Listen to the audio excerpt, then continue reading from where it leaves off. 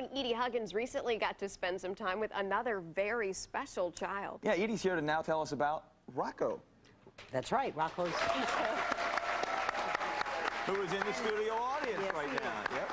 And I have to say, of all of the dozens of people that I've met who are Huggins heroes over the years, you know, many are dealing with depression, many are fighting fear, but this young man has an amazing philosophy. He is so concerned about other people, along with his mom and dad, that he really doesn't have time to think about himself. So I want you to look at the story and meet Rocco.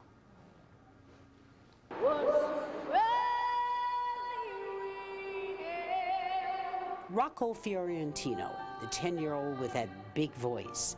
But his entrance to the world 10 years ago was shaky. The only child to Tina and Rocco Fiorentino was a preemie, 1.5 pounds. Too much oxygen robbed him of his sight. It was a fearful situation. I had left with a child that had 3 pages of medical issues and a heart monitor and feeding tubes and oxygen. And I remember thinking to myself, where do I go and who do I turn to? It was a long journey, over a year. But once Tina found some answers, she and her husband would share that information with those in a similar situation. They set up a foundation for blind and visually impaired children and their families, support services, resource centers, scholarships to buy necessary learning tools. There's a week-long camp.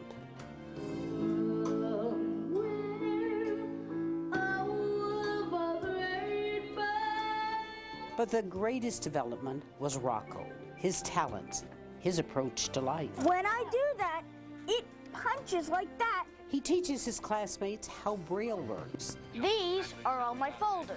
Computer designed for the blind. How do you feel? Rocco's mom does a demonstration to give students the brief feeling of life with limited sight or no sight at all.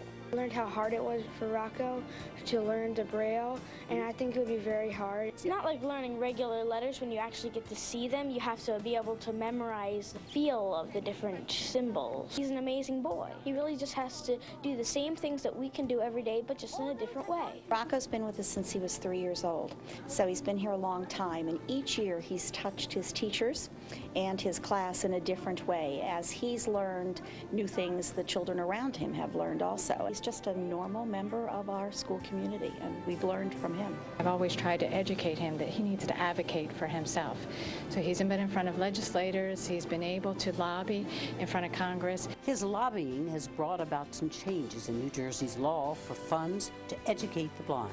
Now, Rocco's feeling about blindness? You know, it doesn't mean that you can't, you know, go out into the world and do the things you want to do. It doesn't mean that, you know, you're disabled or handicapped. Rocco does worry about his music. I hope that when I'm singing on stage, my voice won't change in the middle of a note. He plays drums, and he has a love for jazz. Singing, however, seems to be at the top of his list, and his musical dream would be to sing at Carnegie Hall. Rocco has a simple message that he says applies to his music, to meeting others, to life. If you don't believe in you and yourself, and it's not going to happen.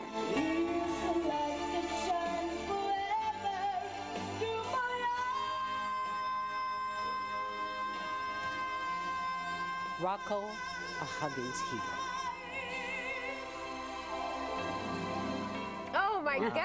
He's got that book. What an amazing little boy! I called his voice a goose pimple voice.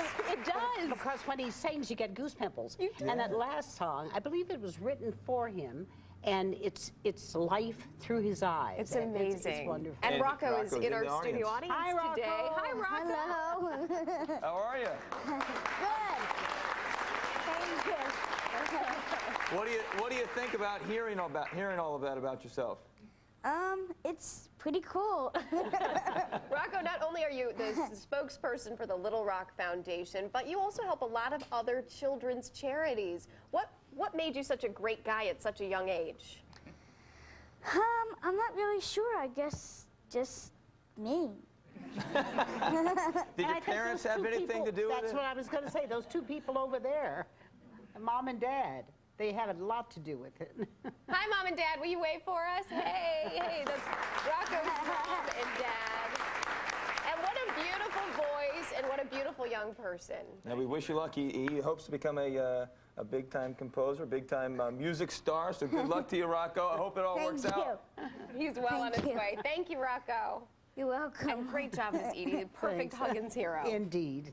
And of course, if you'd like to nominate a Huggins hero, you can head to our website, NBC10.com/. Sure can. That's right. Yes, /10, and then get to Miss Edie. That's right. We'll be right back.